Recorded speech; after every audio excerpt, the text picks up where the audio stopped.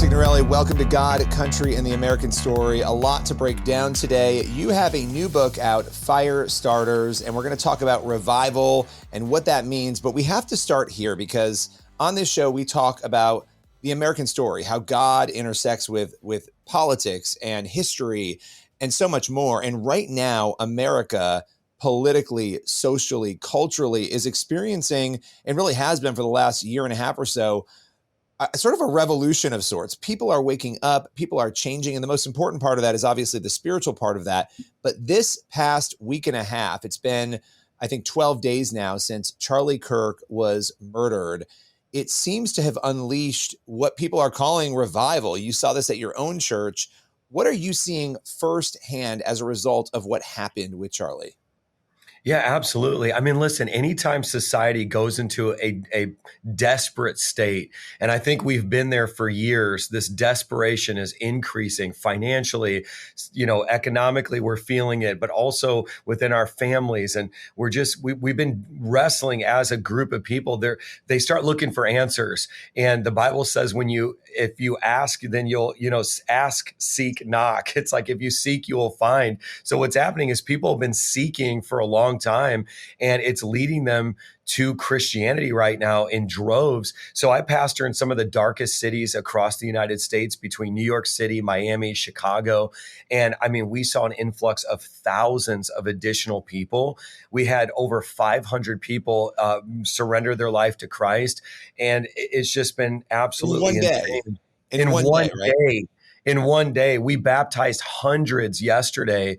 And this is without any advertising or marketing. This is just people seeking. They're desperate, they're longing. And they're like, I think the assassination of Charlie Kirk awakened them to their own mortality. I don't suggest anybody watches the footage, but unfortunately, many people did. And that their visceral response is, I need to start thinking about life after life and what that looks like. And people are seeking spiritual answers because they haven't found it in any other place. Well, and that's the thing, because that question of what was it about Charlie Kirk's death, this horrific thing, this assassination, it doesn't matter. I mean, the fact that we have to have conversations about who agreed with what he said and didn't agree with what he said, that's even a factor in a response to this. The only response to this is horrifying. How can this happen in America? But out of all of that grief, there have been all of these moments that we're talking about that are shocking, where you're sort of saying, from a Christian perspective, what is God doing with this? How is God using this horrific thing for his good? And you saw that at your own church with hundreds of people coming to faith.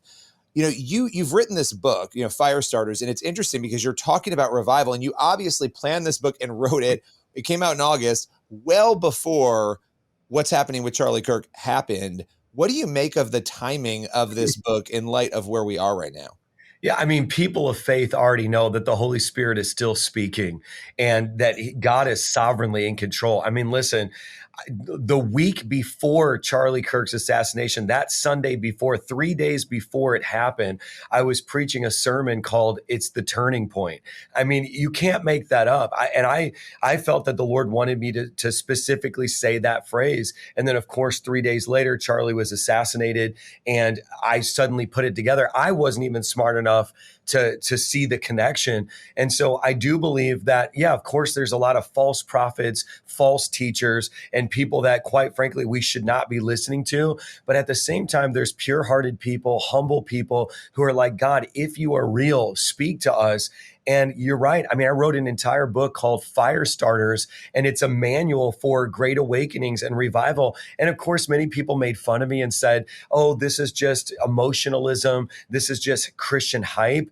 But you cannot deny the timing. In many ways, we're sort of in a post 9/11 situation right now. I mean, the assassination of Charlie Kirk is causing very much that same response. And so for God to sovereignly time up a release of a book to say, hey, some of the greatest living revivalists today to the gospel and building healthy churches, people with integrity came together to write this book. It was me and some of my peers. And here's a manual for how to not just start a fire, but sustain a fire. It's, as a matter of fact, I should say to the listeners right now, if because everybody has a motive, the proceeds from this book actually go exclusively to feeding people across America. So not one of the authors, including myself, makes any money off of this book. I felt so strongly that we needed a manual for revival and that something was getting ready to hit. And of course, here we are, it happened, that I said to the publisher, I don't want anyone to think that I'm going to personally get wealthy off of this book or any of the other contributors. And we all agreed that all of the royalties go to feed people across America. So I truly just believe in this. And I believe that we are in, well, history will tell, despite all the naysayers, history will give account that this is one of the greatest revivals that America has ever seen. Well, okay. And I love that you said that, because for those who are watching this or listening to it and they're confused about what revival looks like, maybe they're not Christians, maybe they don't understand the history of revival in America, because the interconnectedness of faith and the American experiment, right? The history of America, faith is such a major, intricate part of it. You cannot separate faith out from America, from its founding down the line. And we talk a lot about that on this show. Can you give people a little bit of information on how revival has, inspired, transformed, changed America in the past, and why it's so important for today? Yes. So if you look at this historically, and I'm going to do this quickly, every single time that there was a new wave of technology, there's a coexisting wave of revival. And so, for example, in early America, you have what's called the circuit riders.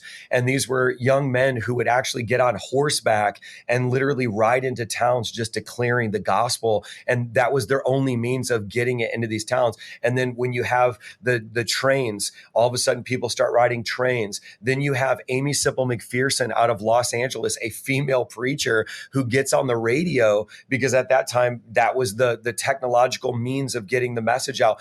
Many people don't know this, but Billy Graham had a radio show where he talked about current events. And so we know him preaching in stadiums, but he was utilizing that means. And then, of course, we have television, and then we have the internet, but now we have social media. Charlie Kirk used social media in the same way that Billy Graham and Amy Sipple McPherson used radio, in the same way that the circuit riders used the horseback. And so the gospel is always going to be hitched to whatever the technology is.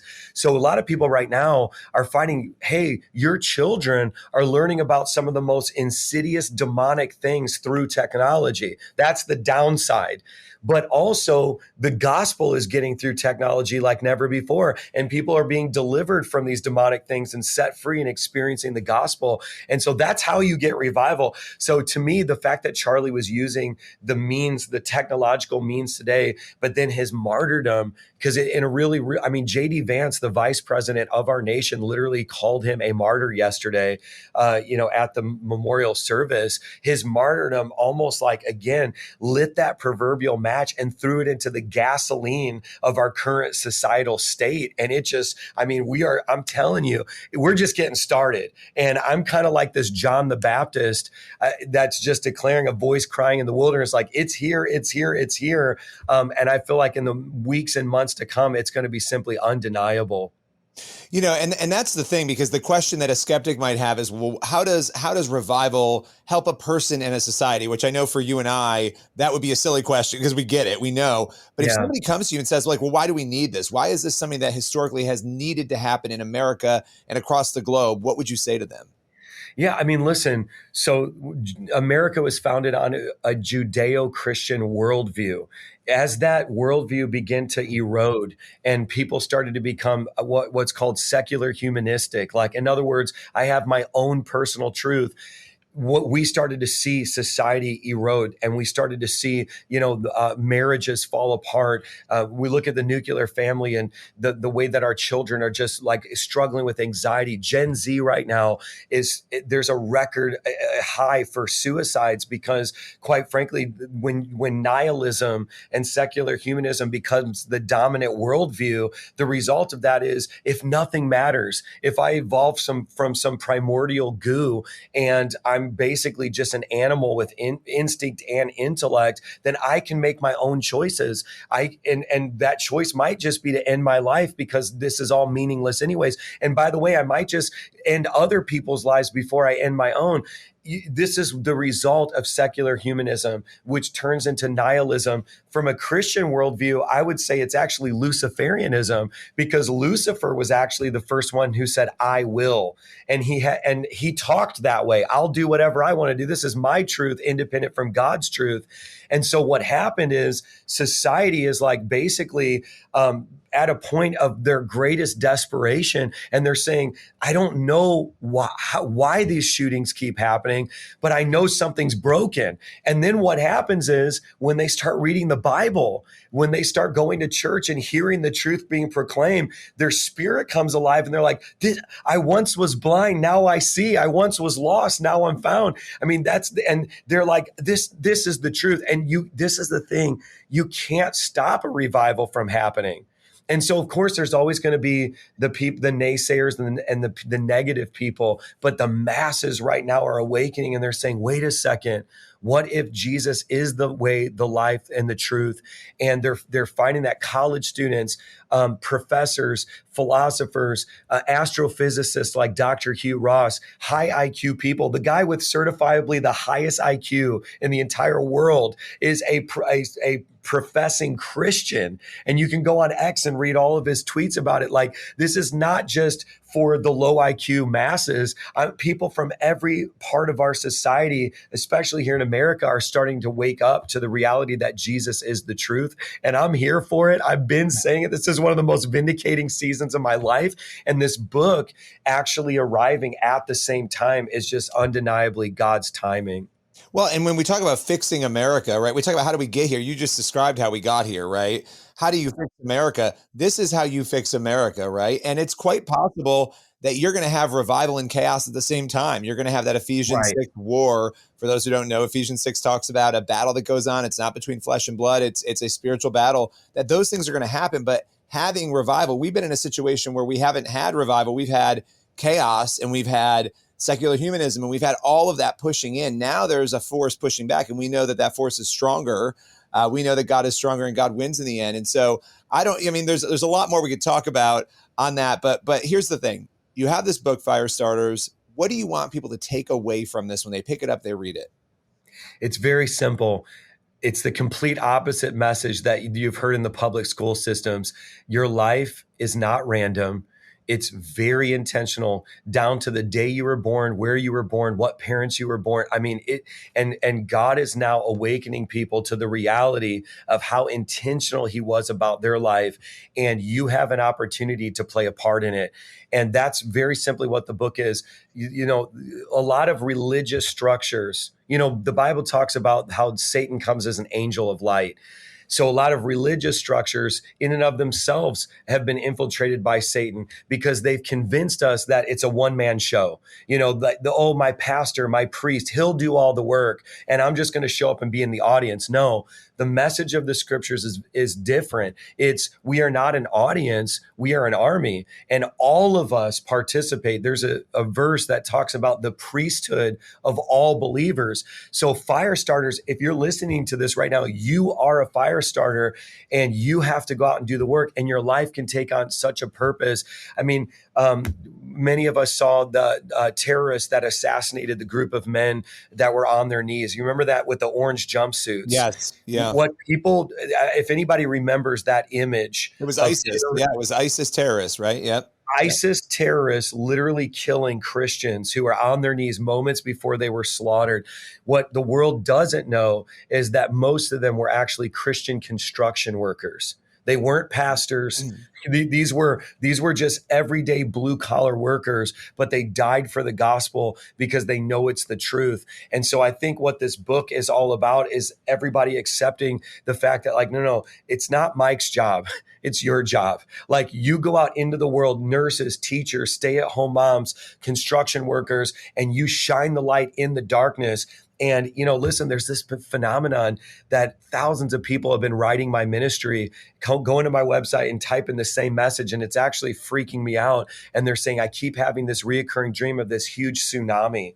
this tsunami. And I've just been replying back, you are the tsunami. When all the water droplets come together and form a wave, that's revival. It's all of us doing this together. We're changing the tide back to Christian values, back to Christ in this nation. And we're going to restore the family. Fathers are going to rise up and lead their home.